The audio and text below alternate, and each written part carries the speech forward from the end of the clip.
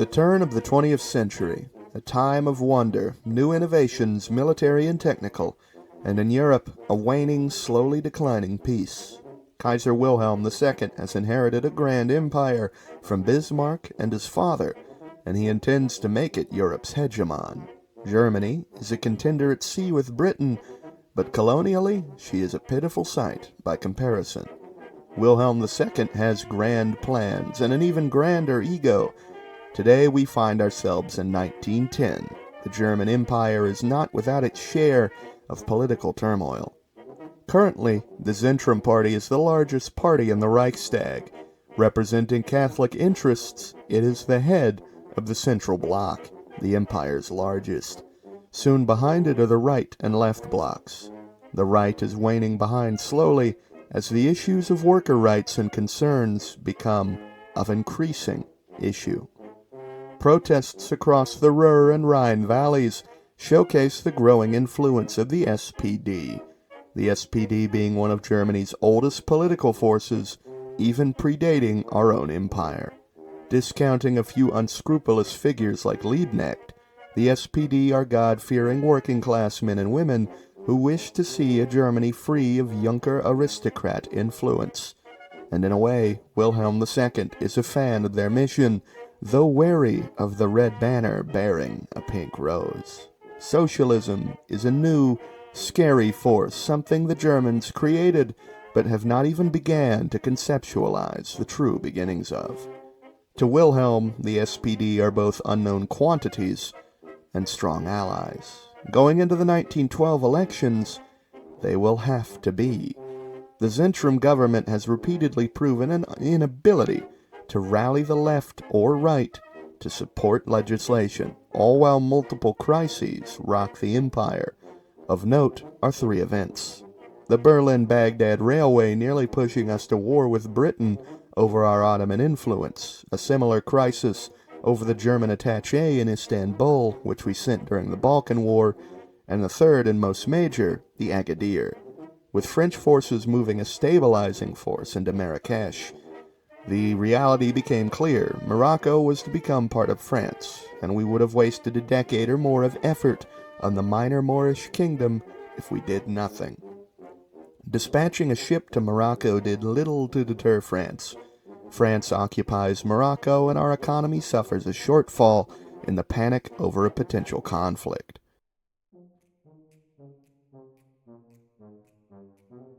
Combining the poor response to multiple crises, the economic downturn, and the lack of a meaningful legislation, Zentrum faces an electoral loss, however maintaining its Catholic core. The SPD takes a huge gain in the Reichstag, becoming the largest party by a wide margin. Alongside fellow leftist parties and Catholic moderates, real work can begin. But first, a budget must be approved, not just by the Reichstag, but by the Federal Council, the Bundesrat, assembled from the various federal subjects and their monarchs. Holding 61 seats, while it is nominally dominated by Prussia, Prussia only accounts for 17 seats. The varying Thuringian states, especially those of House Reuss, are represented by 8 seats, meaning after Prussia, the Thuringian minor princes account for more votes than all of Bavaria and the Wittelsbach holdings on the Rhine. The federal system isn't perfect, but like all things, the SPD has plans for reform and plans to perfect.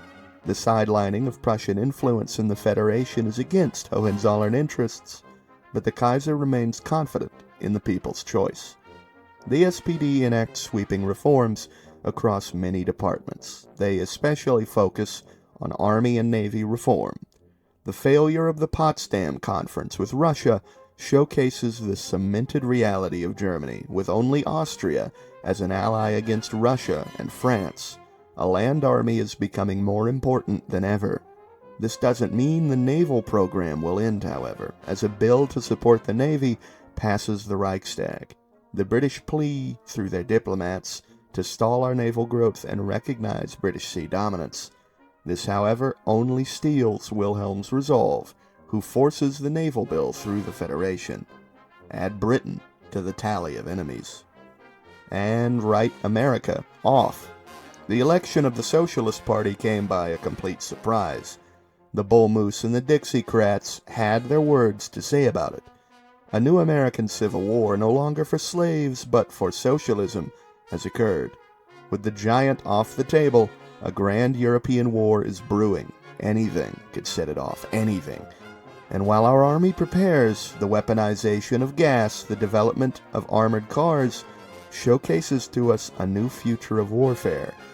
We see a glimpse into a future of mobile vehicles taking great tracts of land in mere moments.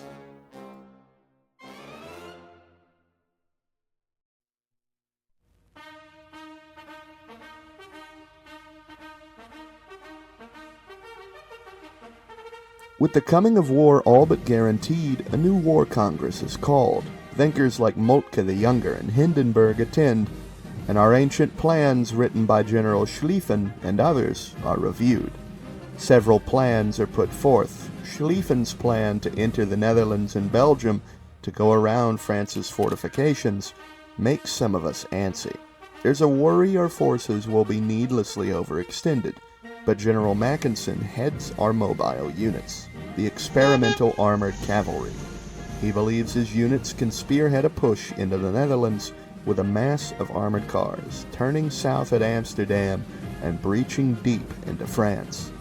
Moltke proposes only going through Belgium, which some worry would bottleneck our forces. The Kaiser and Mackensen back the original Schlieffen plan, albeit with augmented rules to fit the newly created mobile units of the Landwehr. When war breaks out with Russia and with France, our forces will storm the Benelux in its entirety, but yet another clause is added. Russian mobilization is believed to be slow, and we must exploit the early part of the war. A grand push east at the start by the bulk of the army should allow us to quickly reconvene our units west within a year of deployment. The Ostplan is drafted, and our goals and demands are put onto paper. The reason for war now is all we need. We could go at any point. Our army is prepared, our industry is giant, the dockyards have prepared our Kriegsmarine for prolonged and sustained operations against the much larger British Navy. The only real concern is procuring food imports. With any luck, we will win with such a speed as to not suffer any ills, but luck isn't something the Kaiser believes in. Born with a bad arm, he believes only in the tangible. He believes victory can be ours, and now it is up to us as a nation and the Oberkommando to deliver this.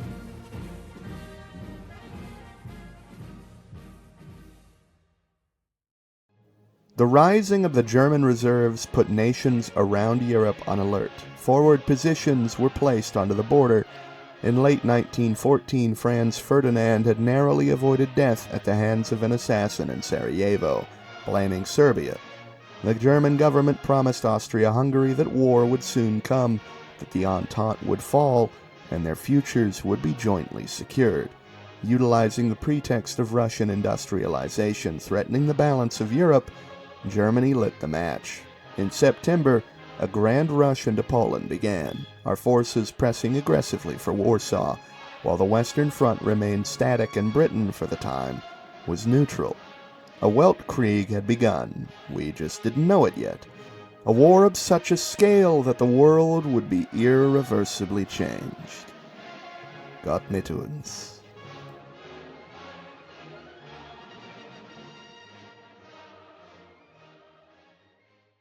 The Ostplan was in full swing. The bulk of the Landwehr was alongside the Austro-Hungarian army, pressing the Russians back relentlessly.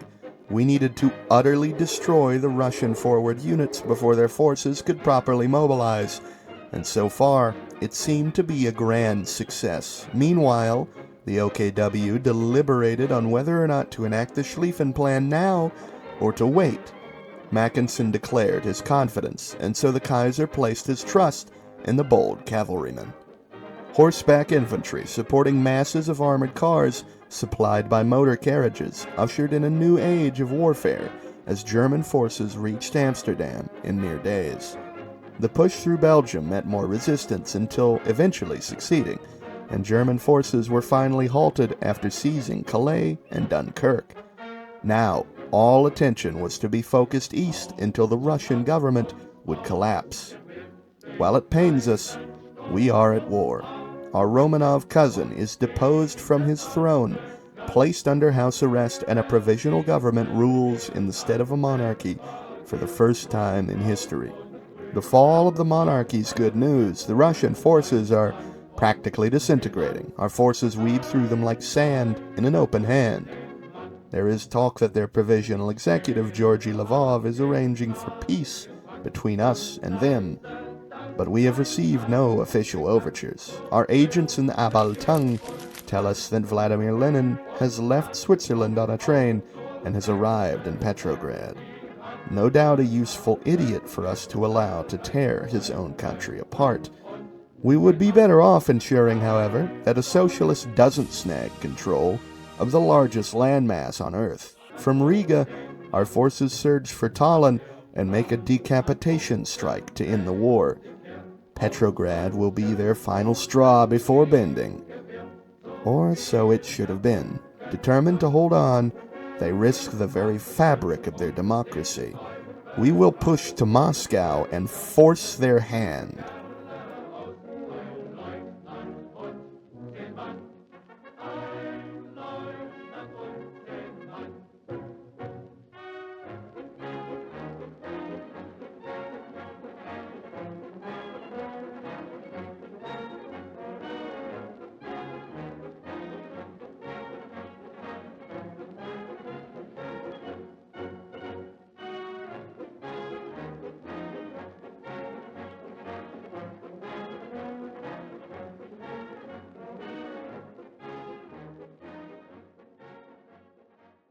The Titan is dead.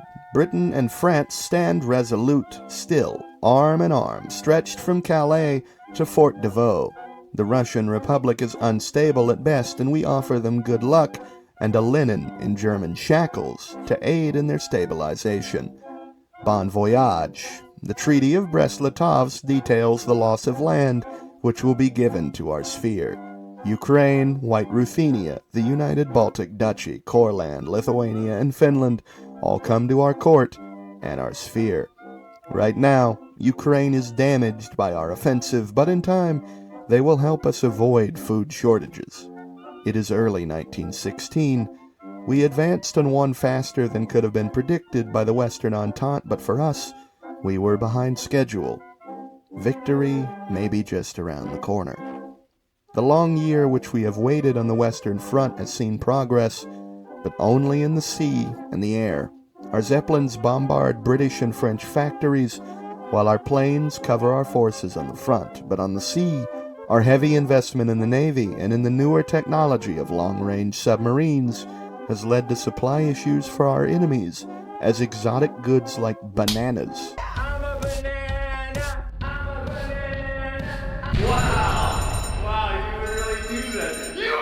dry up.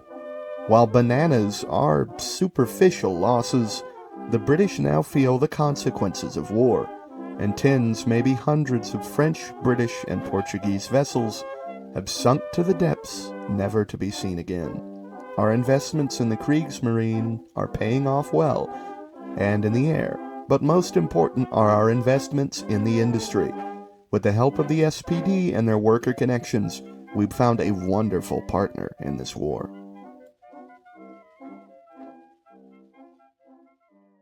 As spring approaches in 1916, Feldmarschall Hindenburg, hero of the Eastern Front, proposed a new plan.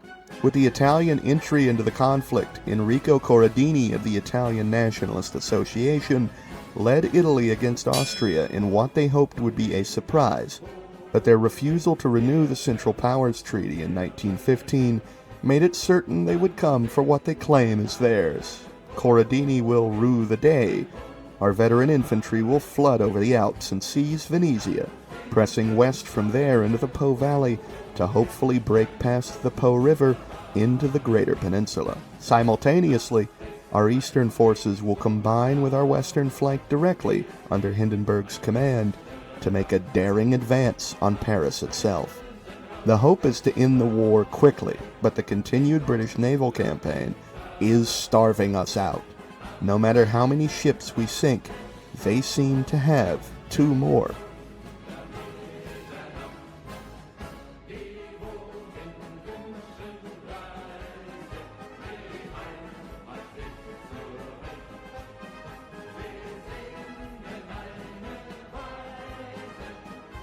France has offered surrender terms, but it would appear that despite a major loss of Royal Navy vessels off the Norman coast, including the British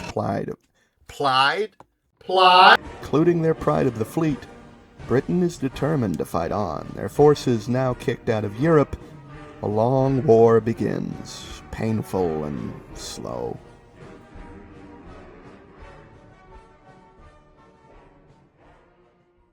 The United Kingdom have opted not to surrender, their forces now still far from destroyed, having left France in good order, concentrate heavily in Egypt and in Yemen. Lawrence of Arabia is practically swimming in resources. We divert mountaineers, mobile units under Mackinson, and a contingent of veteran infantry to push back the British to the Suez. Having successfully done this, supply has now become a headache beyond that which the armored cars can handle. They're diverted to Yemen, where over 40 Commonwealth divisions reside, a desperate attempt by Entente forces to open an Arabian front. Our elite Alpenjägers far from the Alps now find their skills just as useful in the peaks of Aden, trampling the British. The construction of port facilities allows us to gain just a little more ground, pressing into the Suez, but never crossing the canal. We are again halted. The Navy must continue its work. Moving into mid-1917, food shortages in Germany are becoming rampant. Government rationing has to begin. Stricter and stricter with time, the German people have to do with less and less the longer this goes on. We have beat every continental contemporary, but we are cut off. No oil, no food, no hope. Only our Navy, providing a glimpse of a plan. Paul von Lettow-Vorbeck recalled from the colonies plans a daring coastal raid to probe the British ability to defend themselves. The Norwich raid. 2 divisions of infantry are sent across by boats. They fail to make a beachhead but probe the defenses sufficiently. From the report gathered, improvements are made to transports, naval strategy, and the training of specialized Kriegsmarine infantry begins to create amphibious Sturmtrupp. As strikes and hunger begin to consume Germany, and France has fallen into a civil war, we have to spend the next year of preparation very carefully.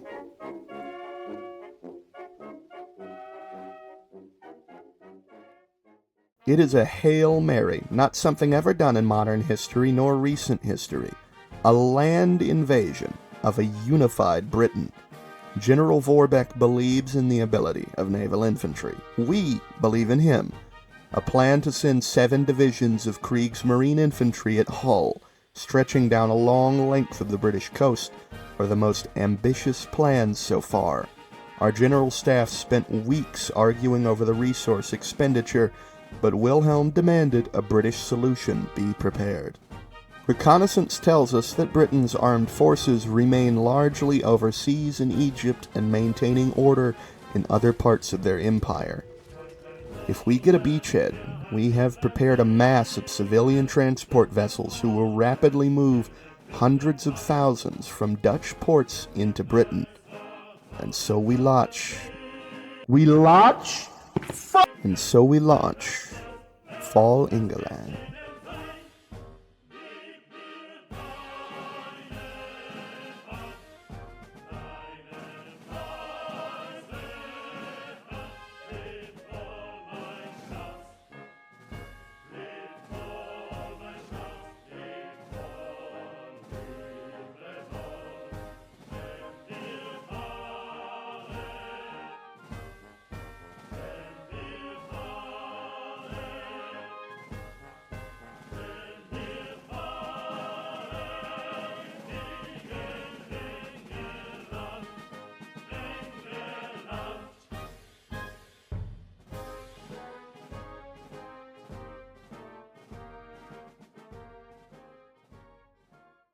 The full surrender of the Entente was secured. Italy and Britain were to pay us in Austria, Hungary, hefty reparations. The Royal Navy were to scuttle many of their vessels, and major colonial concessions were granted in Asia and Africa from the exiled French government in Algiers and the Windsor Crown.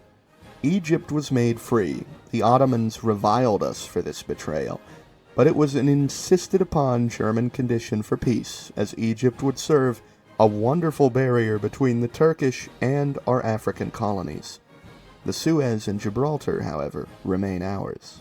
The establishment of Middle Africa and Deutsch Ostasien led to a grand optimism for the empire's future, but a great humiliation.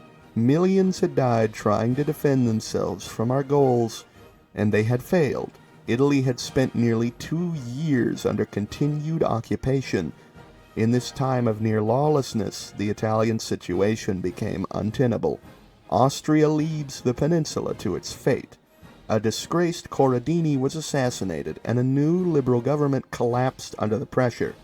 The government of David Lloyd George also collapsed in Britain, sending the parliament into dissolution as an economic and government crisis began. The war was expensive. The new conservative American government was not willing to lend big money to the Europeans, staying neutral and recovering from the scars of socialism, code for struggling to maintain control of the situation. Limburg, a piece of the Netherlands previously part of the German Confederation, became German again as the Dutch government was re-established under German rule. Belgium was annexed and refounded as Flanders-Wallonia. Prince Adalbert placed in Brussels as the king. The House of Orange was uncooperative with our rule, and so Wilhelm elected to place a Luxembourg in charge of the kingdom. The eventual goal, to directly integrate the Netherlands with time. The treaty was signed, ratified, by 2 governments on the brink of falling. Frankfurt, Brussels, and Brest-Litovsk became the 3 treaties to define the next 20 years. Things were looking up, but debt was not solely an Entente problem. Now we have our own problems.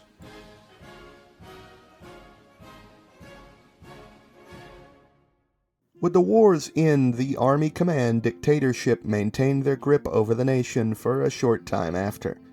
This was wildly unpopular with the increasingly bold socialist movement.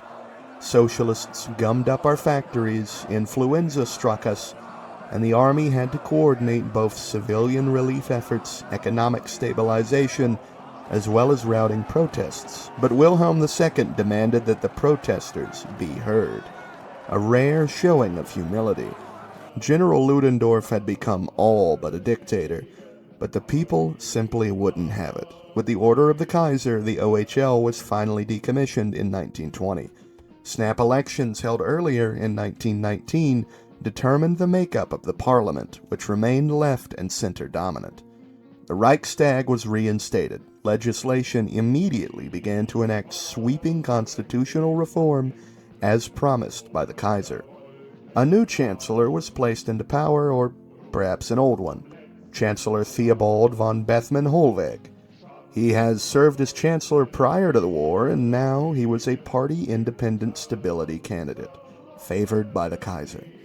While instability was tackled and a new budget approved, alongside mass army downsizing, Europe was far from safe, and our designs weren't yet over. Italy was divided between multiple spheres, socialists along the French border, and the British, after a year of reeling from strikes, fell into civil war, a war where the syndicalists again gained control. The Windsors flee to Canada, cowed.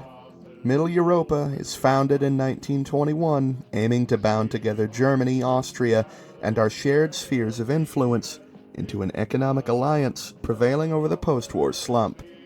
These free trade agreements began a boom. Soon, we entered negotiations with America for a lucrative steel deal, receiving machinery in return, which bound America's economy to ours as it recovered from the civil struggle it had just gone through.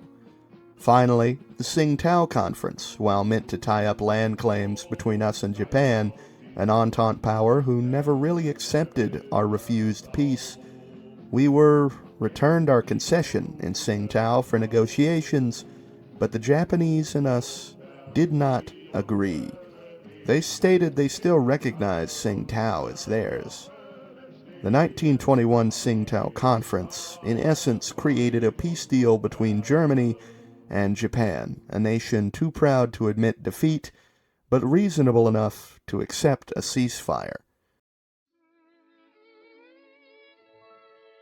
The 1920s became a roaring time of economic and cultural progress. A phenomenon known now as Babylon Berlin describes an era from the 20s and 30s where the German cultural scene took wild, fascinating turns. Directors like Fritz Lang spearheaded a new era of filmmaking with dark messages for the future and fanciful imagery. Metropolis, made in 1927, for example, perhaps not meant to be prophetic, is centered on a wondrous future where the rich rule from skyscrapers and the poor work below ground, all while the movie's protagonists try their best to bring together the class dichotomy. In the very same vein that directors like Lang criticize the direction of society, society moves yet further in that direction. Babelsberg quickly becomes an even greater filmmaking hub than Hollywood, and with it, cartoon classics in German and the more common English are distributed globally, subtitled for audiences. Beyond the at times decadent Babylon culture of interwar period Germany is the more serious advancements.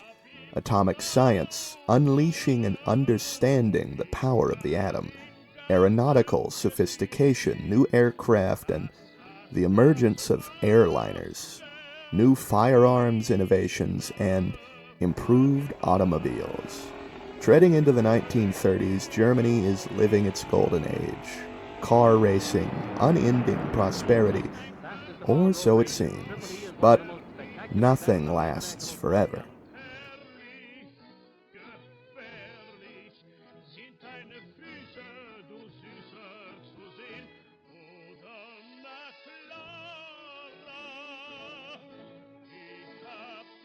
After years of economic stability and growth, the first signs of trouble begin to bubble up. A little background. Several elections have passed in Germany by now. The Kaiser is still in control. The SPD, while still a sizable force, began to lose favor when taking a pro-Polish stance over the Polish Strip incidents, a standoff between the self-proclaimed Polish Home Army terrorists and local police that claimed the lives of hundreds of Germans near Plock. The idea was proposed to abandon the Polish Strip project, but nearly 15 years of settlement both in France and Polish territories mean there is no chance that would ever be allowed. A center-right coalition blocked the abandonment of the Polish Strip, with the Kaiser himself stepping in to ensure the settlement programs continued. While civil rights in the empire had greatly increased under the SPD, the center-right DKP was appointed with Hindenburg their chancellor of choice until his death in office in 1933, where von Papen then took the mantle as chancellor up to today. Von Papen is showing his fatigue only after 3 years of chancellery. The syndicalist threat in the West and the saber-rattling Russian Republic are almost too much to bear. Our economic relationship with America is at least tenable. Meanwhile, the Russians still detest us. Luckily, Middle Europa as a bloc is robust enough that industrially, we lack for few raw materials and finished products, relying on the Ottomans solely for oil.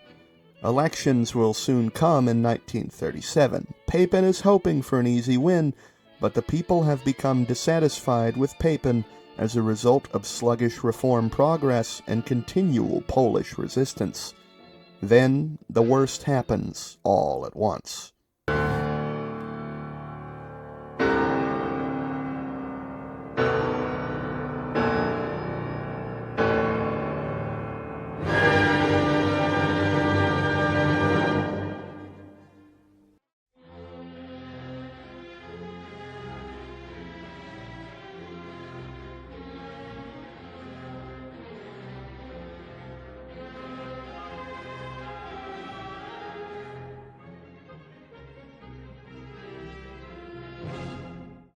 The Berlin stock market reached an all-time high, but growth can only last so long. The market bubble was plagued by overvaluation of assets, and as asset prices rose, the bubble eventually had to burst. The inaction of Chancellor Papen was to blame. Not just Germany, but all of Middle Europa, hell, the world, will now suffer from our failures. The economic collapse must be addressed, and swiftly. Van Papen works alongside the Reichstag to formulate a comprehensive response plan, while the aging Kaiser supervises. Rhinish workers strike amid layoffs, pay cuts, and the banning of the FAUD, a major syndicalist-aligned trade union. A repeat of 1919 occurs on our streets, and we must work to avert any escalations. The Chinese, a major spot of foreign influence, begin to collapse in on themselves as European economic influences wane under the weight of bankruptcy. The Russians seize the opportunity to make demands of us at a weak point, but their economy likewise reels from the crash. After the death of Kerensky, the Russians are in no place to make demands. Yet, America, who banked their long-term economic recovery on us, foolishly pursued prohibition in the 1920s. The massive smuggling network created as a result led to the conservative government being forced into an odd position. Beset by mass organized crime, they had to backtrack. Not only was this unpopular with their own base, but the still divided nation struggled to cope with the Berlin stock market crash. The Windsors, now exiled in Canada, do their best to aid their troubling American neighbor, but America, leading into 1937, collapses regardless. A third American Civil War, truly a continuation of the second, aims to answer with finality the questions posed in the last conflict. Whether the way of the South, the socialist, or of Roosevelt will prevail. In Spain, the cursed kingdom finds itself a victim of internal divides, a pretender, a legitimist, and a syndicalist government competing for control of Iberia. Poland and Lithuania, jointly reeling from the economic downfall, unify into one, the Commonwealth reborn under the German House of Urach. I wonder if it'll last. Ukraine takes increasingly strong measures despite our subsidies to them, eventually kicking out the hetman Skoropadsky before consolidating the Habsburg rule over Kyiv. Georgia, long under the rule of Mensheviks, restored a monarchy after conservatives won, electing one of our own Hohenzollern sons to the throne and joining our faction to aid in their recovery. All of this while turmoil in Indochina leads to a massive uprising in Ostasian, which ultimately succeeds. This series of major crises, commonly referred to in history as the lull, causes the public to slowly but surely lose faith in the DKP. However, our choice to trust in the strength of our economic pact has paid off. Our recovery under Hjalmar Schacht has been grand, if slow. Recovery continues well into 1937. Minister Hjalmar begins meetings with various large industrial companies in order to broker deals in February. Siemens and Krupp, among others, become some of the largest contract holders in Germany for new economic stimuli projects. Placing Siemens on a pedestal ensures a thriving industrial and electronics sector. But it is now March 1937. Ballots are in, and the results are clear.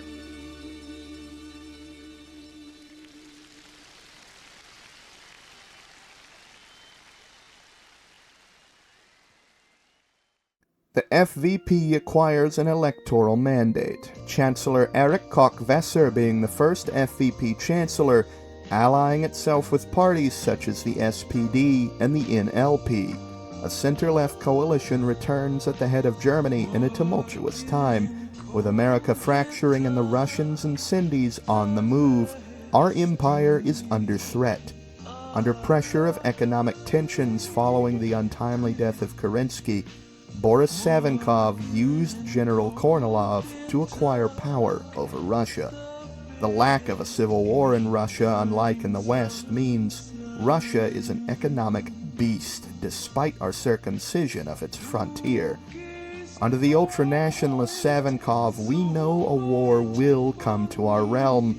The only question is when. And when inevitably Savinkov does rush in, the syndicalists to our west will exploit the same opportunities. Perhaps the syndicalists will start the war first. Who can say? The Swedish Commune, a holdover from the 1915 workers' riots in Stockholm, threatens our north, France our west, and Red Britain still remaining a naval thorn in our side. Striking a treaty with the exiles in Canada, there is hope that the future conflict between us and the Reds will be concluded swiftly. For now, the FVP handles much more tame goals. Economic and social reform, namely. One of the largest promises was that of women's suffrage. Suffragettes had been marching during the crisis alongside disgruntled workers.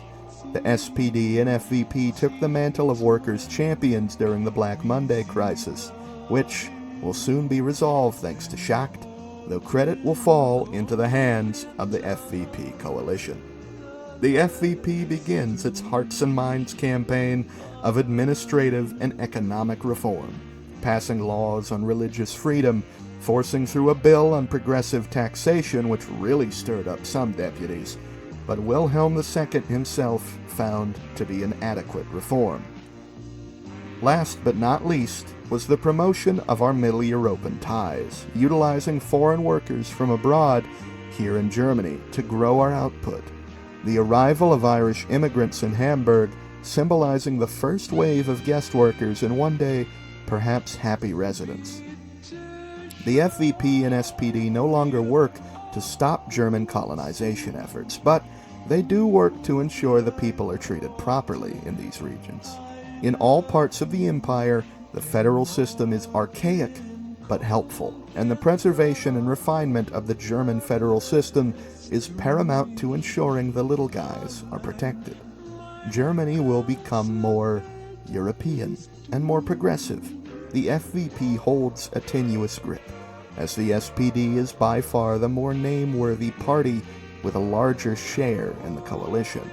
The going belief is the SPD, or perhaps even the National Liberals under war hero Paul von Lettow-Vorbeck, will clinch the next elections. Vorbeck, with all his wealth of war and experience, may yet become an attractive alternative when the flames of conflict become more apparent to our people. For now, the fruits of economic growth and the commerce flow. America may be in shambles, and we're doing our level best to aid our chosen candidate, but the truth is, we only have so much influence on this ever-changing, rearranging world, and we struggle just to maintain what we already have across the world.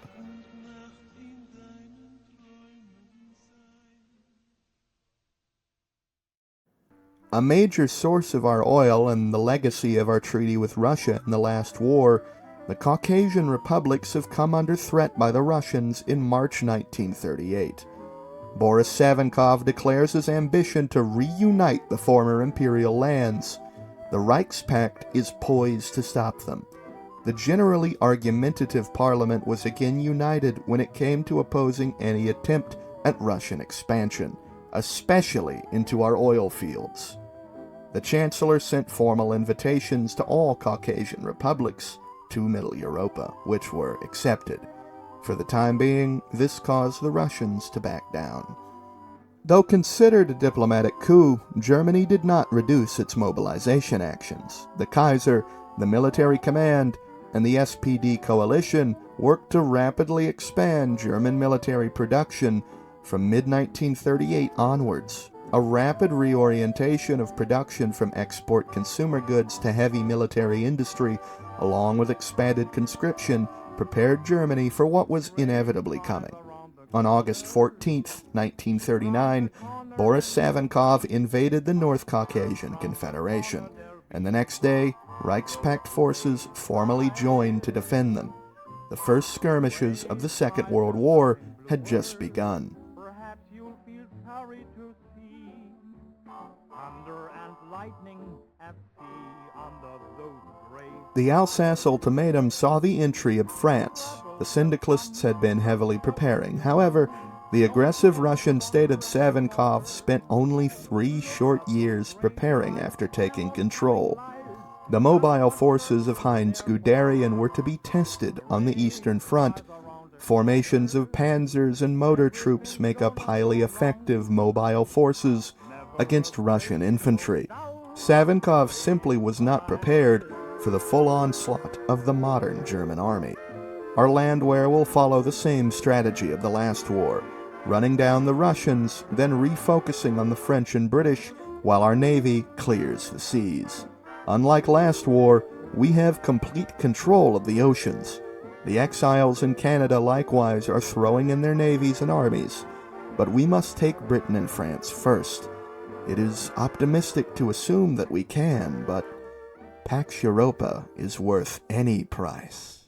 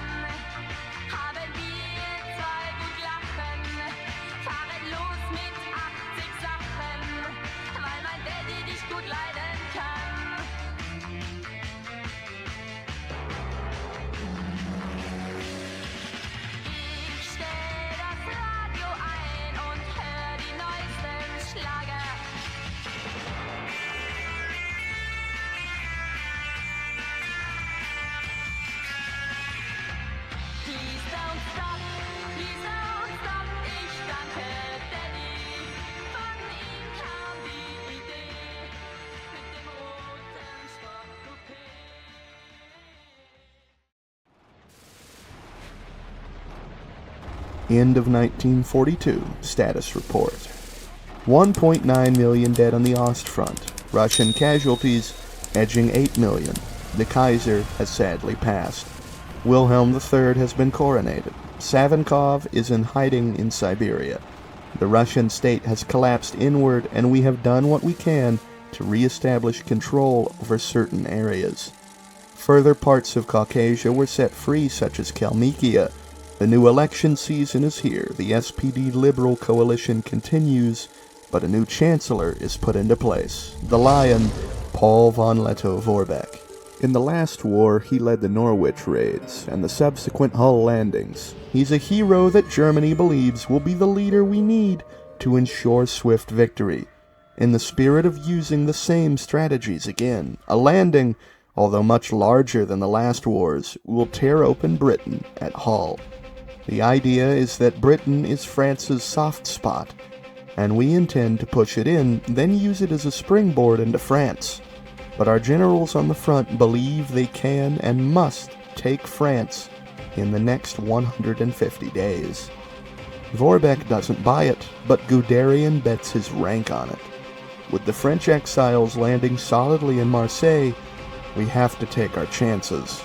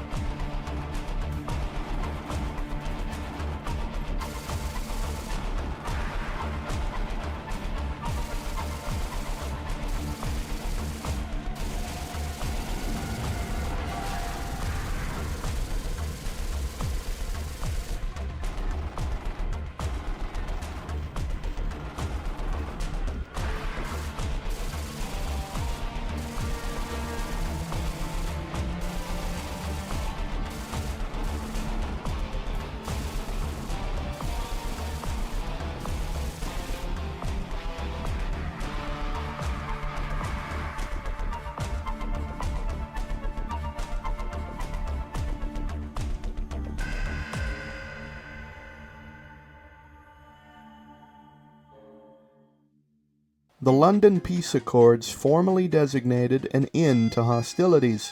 The total surrender of syndicalist forces in France, Britain, and Italy led to complete continental dominance. Charles III, collaborator king, is implanted on the throne of Britain, and the Kaiser's own daughter, Victoria Louise, is placed as Queen of France. The Entente threatens war, but with the victory of our chosen candidate in America, the American Union State, relations with America are shaky at best. The Canadians handed back New England peacefully, but requests to combat Germany, an economic and military partner of the new American administration, was like asking a friend to commit suicide. And so by 1946, isolated, the Entente dismissed any chance of returning home, instead running the empire from Canada, which by the early 50s was falling apart. The Communist Indians overran the British Raj. Meanwhile, Australia, New Zealand, and South Africa were kept under control, with Rhodesia as well maintaining loyalty. By 1955, the American-led Ottawa Defense Initiative was formed to create a close military and economic partnership between America and Canada. The election of William Dudley Pelley caused quite an entrenchment of Jim Crow laws. Immigration into America would slowly decline, and by 1970, more minorities left for other nations than immigrated to the United States. Despite the power and prominence of America, they maintained neutrality, all but forcing Canada to follow suit. The Entente as a former organization ended when a 1949 referendum ended the Savoyard rule of Sardinia, ceding rule to the Italian Empire. Cooperation between Canada and France continued until the French exiles in Algiers collapsed from inside in 1959. After acquiring re-election in 1947, the SPD maintained a chancellery over Germany since the war's end. After having acquired the absorption of Austria-Hungary into the German Empire directly, the SPD was at an all-time high, merging with SDAPO, an Austrian Social Democratic Party. The SPD maintained a stranglehold on politics for decades. Wilhelm III opposed the SPD bitterly and tried to ally with the dying aristocracy. But he, like the Junkers, went out of fashion, dying in 1951 himself. His son, Louis Ferdinand, styling himself Friedrich IV, was far more amenable to the SPD, allowing them to begin more sweeping reforms with full imperial backing, hearkening back to the missed opportunity of a liberal Kaiser that was Friedrich III, the ill-fated father of Wilhelm II, whose liberal leanings may well have averted the 2 world wars we have experienced all together. The SPD was famously anti-colonial. The major colonies in East Asia and Africa were considered unprofitable and morally counterproductive. In response to the 1959 Algiers crisis, decolonization was successfully pursued. A 10-year goal was set in Parliament in order to prepare to pull out. After just 3, the strain caused Middle Africa to collapse violently, as the French exiles had done. Giving up on control, the continent largely was plunged into anarchy, but it was self-determination, if chaotic. A few minor bases in Namibia and Cameroon were maintained, otherwise, even Indonesia and Malaysia were largely given freedom. The Indonesians had a series of rebel forces who made amicable negotiation partners at the Jakarta Conference of 1965. It was requested that the Free Indonesia maintain neutrality, but they and Thailand absorbed Malaysia, entering the greater East Asian co-prosperity sphere, ensuring Japan's tight grip on Asia for the long term. With the last troops leaving Indonesia in 1967, Germany was considered decolonized by 1970. The remainder of the 20th century is a wild and interesting time period. Germans on the moon in 1966, the invention of the microtransistor supercharging electronics development, the Beatles on tour, the nuclear age in both weapons and energy, but perhaps the most surprising outcome is the resurgence of the Ottomans as a modern and prominent power. Their victory over Egypt in the Desert War of 1939 meant they had control over vast and profitable territory, and administrative reform under Mustafa Kemal centralized their government. Following his death, a new federal government was created, with the new imperial capital in Cairo. Both an Arabic and central city, the Ottomans proclaimed themselves the leader of the Association of Islamic Nations, to much popularity except among Shiite Islam, especially Iran, whose Islamist revolution in 1974 would lead to a series of prolonged conflicts between Iran and the Ottoman Empire. The Habsburg and Hohenzollern monarchs worked tirelessly in Europe to bring Europe closer together. Economic integration reform, federalization proposals, a common army. Nearly every nation in Europe had a German monarch, and many of them were Hohenzollerns. Following a 1989 reform, all Hohenzollern and Urach possessions were inherited directly, and after a period of economic and cultural development, Germany would find that it would obtain the goal it had always longed for. Russia remained out of their reach, but Kaiser Ferdinand's marriage of a Romanov, Kira of Russia, meant his sons may someday have a chance at restoring the Romanovs and unifying Europe truly. As Kaiser Ferdinand approached his deathbed in 1994, he looked back on a life of patronage.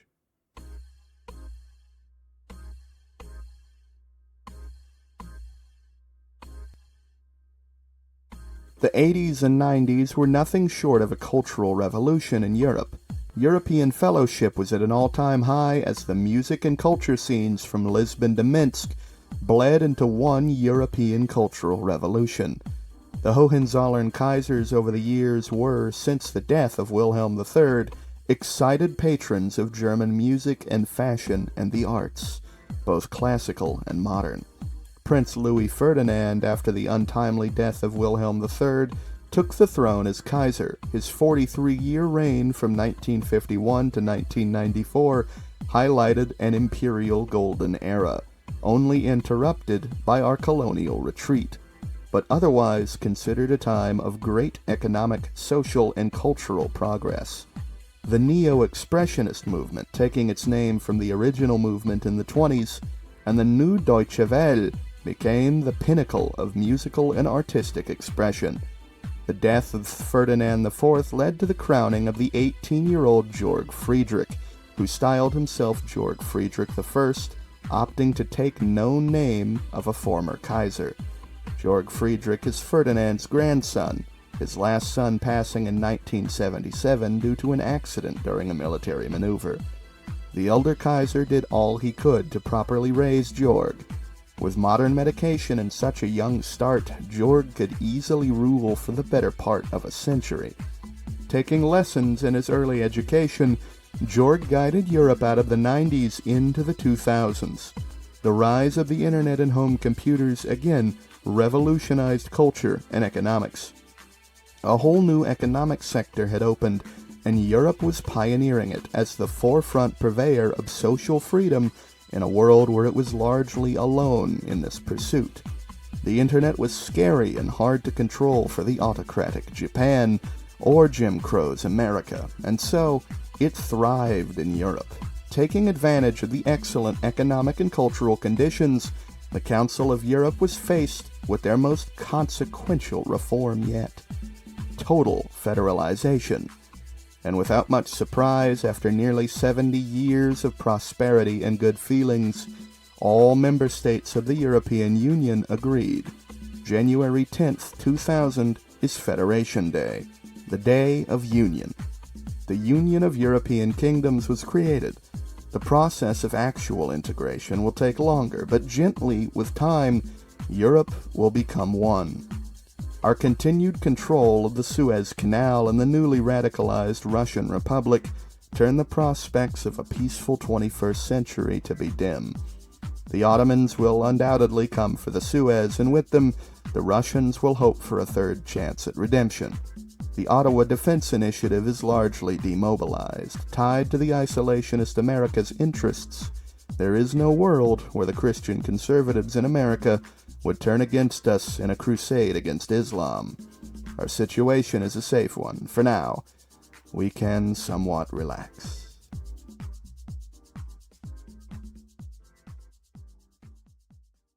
After years of reform from liberal and social democratic parties across the continent in various nations, Europe has found itself a single federalized entity.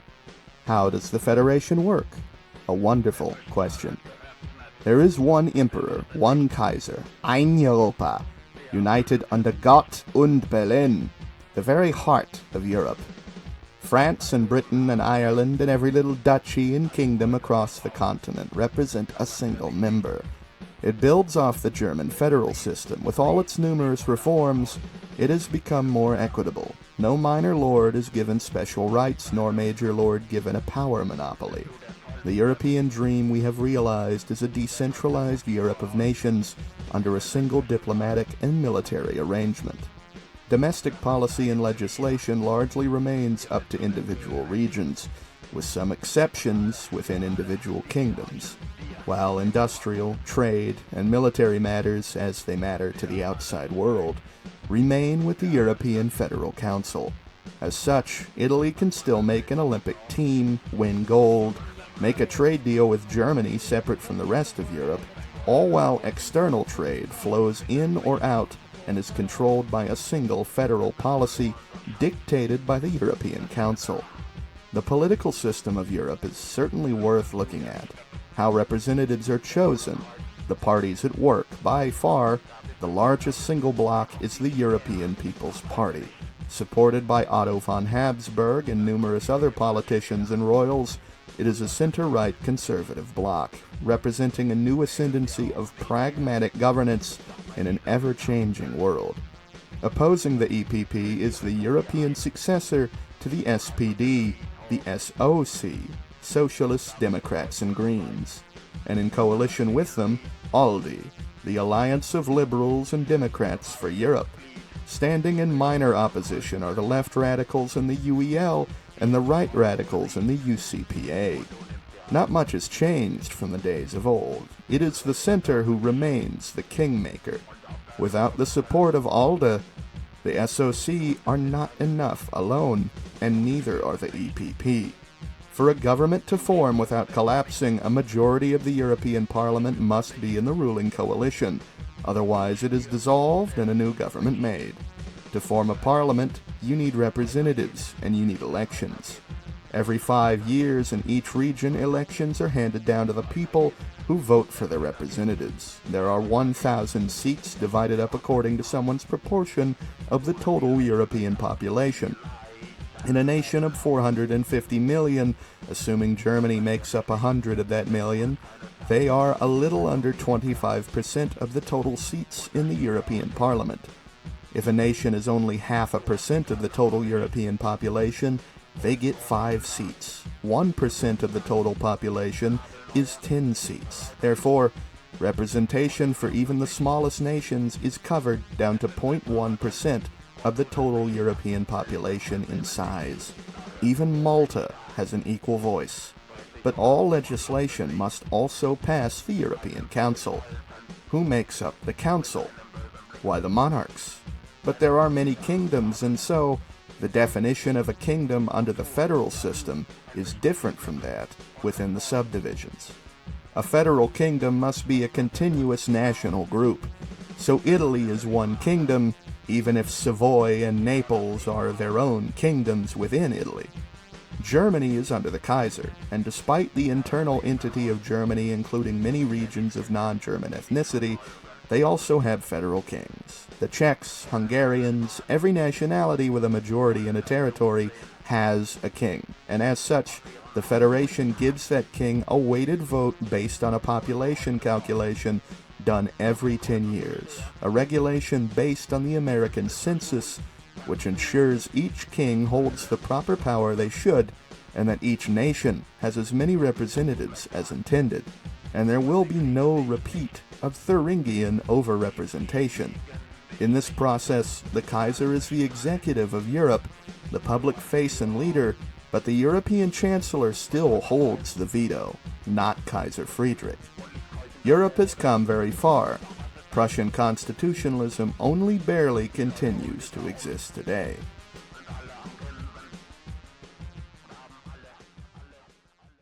Gerhard Schroeder is again re-elected chancellor, continuing the barely challenged center-left SOC-led coalition. A series of economic reforms, including pension reform, welfare reform, and numerous other reforms, including addressing the incoming specter of immigration. He's sworn in by Georg Friedrich I. The new Kaiser is a modern businessman, young, economically savvy, and he takes an active role in policymaking for economic direction. He has big shoes to fill and plenty of detractors. Ferdinand IV left a monolithic 43 years of peace. Few would know just how great Georg Friedrich would go on to be. To more intricately describe the reform plans of Chancellor Schroeder, working with numerous others on the European left such as Tony Blair, he has formulated a brand new third way, a plan to peel back the welfare state through reforms and tax cuts in order to draw new entrepreneurship. While initially unpopular, it found support from centrist and center-right elements in the European Parliament, but expectedly, the left felt it was a betrayal. Sweeping cuts came through, but it was too much for the SOC itself to bear. Internal backlash led to Schroeder being expelled from his position as head of the SOC, and many of his supporters began to peel away. By 2004, in a snap election, the European People's Party had taken the reins under political juggernaut Wilfried Martens, a Belgian prime minister who helped found the EPP alongside figures like Otto von Habsburg. The ALDE coalesced with the EPP to form a center-right coalition, continuing on without the SOC. The division of the old left would take the SOC some time to recover from. Socialist parties were in retreat in many places as the European standard of living grew and the main concerns became economic stagnation. Alongside the legalization of same-sex marriage by Schroeder, certain tax and welfare cuts were maintained by the new government, and some expanded by the Martens government. It led to a massive influx of foreign investment, a huge number of that being from Japan,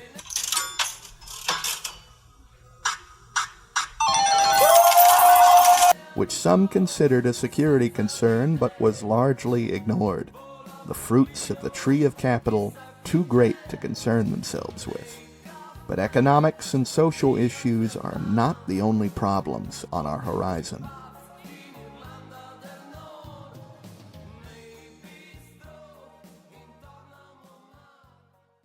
Europe's oil supply relies on a thin Caucasian strip from Krasnodar to Baku, and to either side, vultures, the oil-hungry Ottomans and the Russian revanchists. Both nations have cause to invade us, and as such, they find in each other unlikely allies. The Ottomans make their move on Iran a decisive blow using the latest military technology. They vanquish their foe of antiquity and move to take down the socialist government in Algeria alongside Morocco. The Moroccans and Ottomans now were close allies, and the Moroccans added new reasons for war, Spanish Morocco, namely. Our satellites captured images of Ottoman and Russian mobilization and training, obviously preparation for large-scale war. Europe, too, began to mobilize in reaction, silently.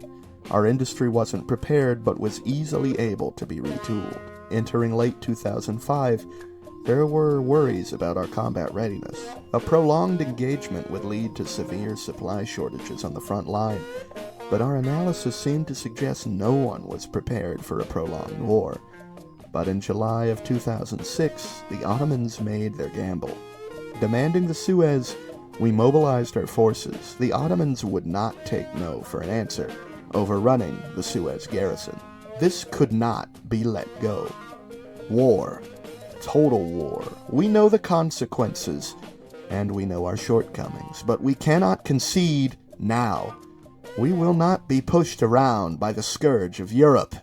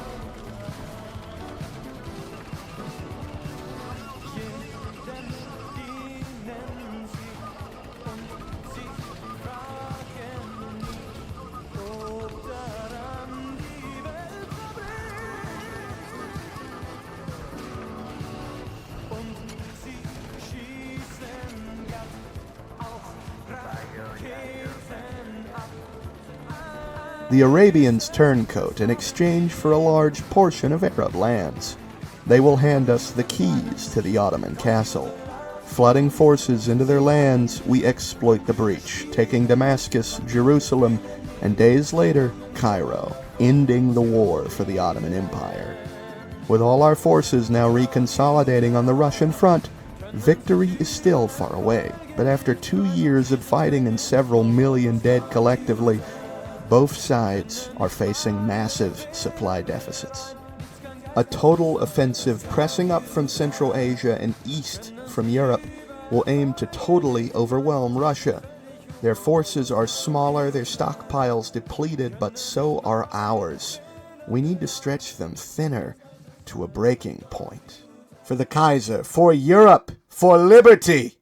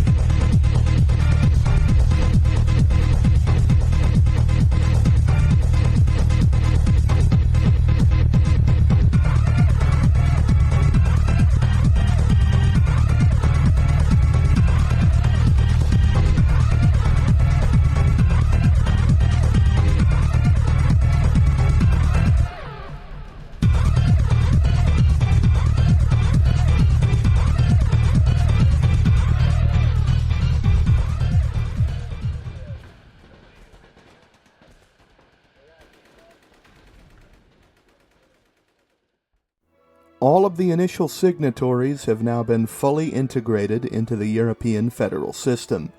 It is 2009. The European People's Party calls for a celebration. Wilfried Martens, in his last 4 years of life, announces his intention to retire in 2010. The legacy of Martens ending with a final victory for prolonged European security.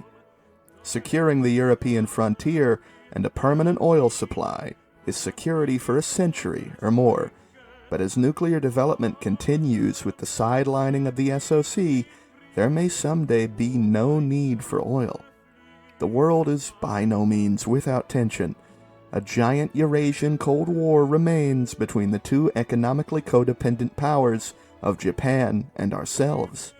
From the Russian taiga to the humid Indian subcontinent, a giant border exists between the world's two largest powers, both of whom facing internal issues, demographic crises, especially in Japan following their war with India, leading to an aging population and the worrying prospect of losing half their population by 2050.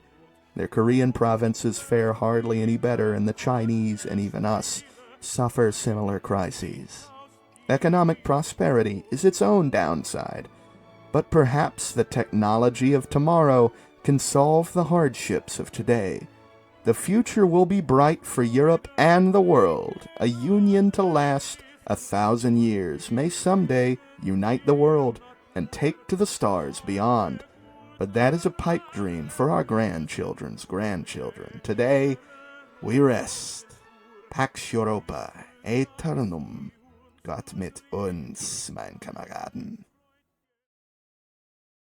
Stars shining bright above you.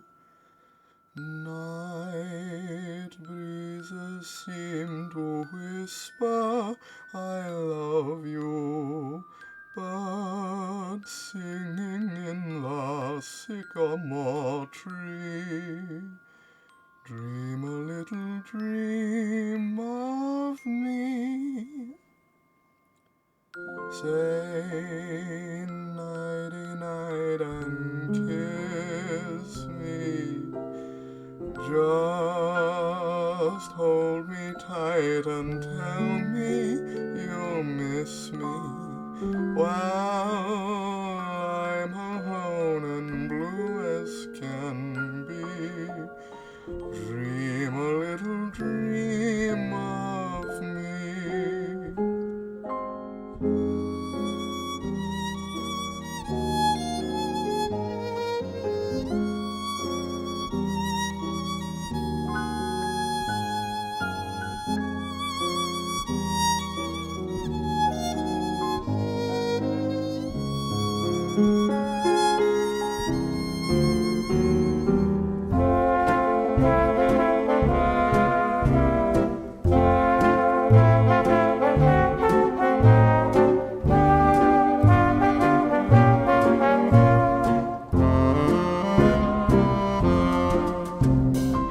Stars shining bright above you. Night breezes seem to whisper, I love you. Birds singing in the sycamore tree. Dream a little dream of me. Say nighty-night and kiss me. Just hold me tight and tell me you'll miss me while I'm alone and blue as can be. Dream a little dream of me. Stars fading, but I linger on, dear, still craving your kiss. I'm longing to linger till dawn, dear, just saying this. Sweet dreams till sunbeams find you. Sweet dreams that leave all worries behind you. But in your dreams, whatever they be, dream a little dream of me.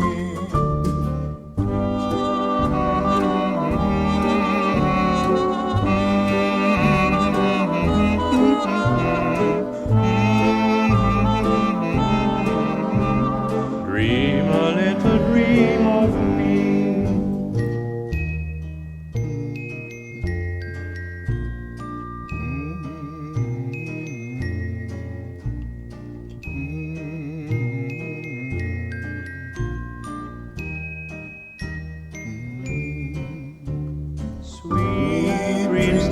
sunbeams find you. Sweet dreams that leave all worries behind you.